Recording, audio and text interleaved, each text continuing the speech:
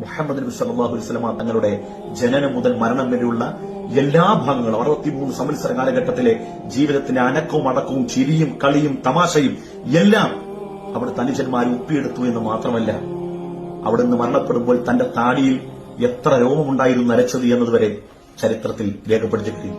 ഈ ചരിത്രത്തിൽ എത്ര രോമം നരച്ചതുണ്ട് എന്ന് പറയുന്നവന്റെ ചരിത്രം എഴുതാൻ 10,000-കണക്കിന് പണ്ഡിതന്മാരും അവരുടെ ഗ്രന്ഥങ്ങളും, ആ പറയപ്പെട്ടവരുടെ ചരിത്രം എഴുതാൻ ആയിരക്കണക്കിന് ഉപചരിത്രകാരന്മാരായ ആളുകളും.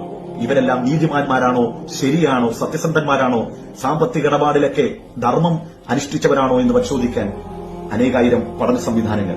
ഇങ്ങനെ നബി സല്ലല്ലാഹു അലൈഹി വസല്ലമ തങ്ങളുടെ ജീവിതത്തിൽ പറഞ്ഞ ഓരോ വാക്കുകളും, അവിടുത്തെ ശ്വാസോച്ഛ്വാസവും, അവിടുത്തെ വിഴി അടച്ചു തുറക്കുന്നതും, അവിടുത്തെ പുഞ്ചിരിയും, അവിടുത്തെ മന്ദസ്മിതവും, അവിടുത്തെ നടത്തവും ഇരുത്തവും, എന്തിനേറെ ഭാര്യയോട് എങ്ങനെ പെരുമാറി, കുട്ടികളോട് എങ്ങനെ പെരുമാറി, എന്തിനേറെ മുതിർന്നവരോട് ഏതുതരം ബിഹേവായിരുന്നു, ഇത് മുഴുവൻ അനാവരണം ചെയ്ത് ഒപ്പിയെടുത്ത ദശലക്ഷക്കണക്കിന് വരുന്ന അനുചരന്മാർ.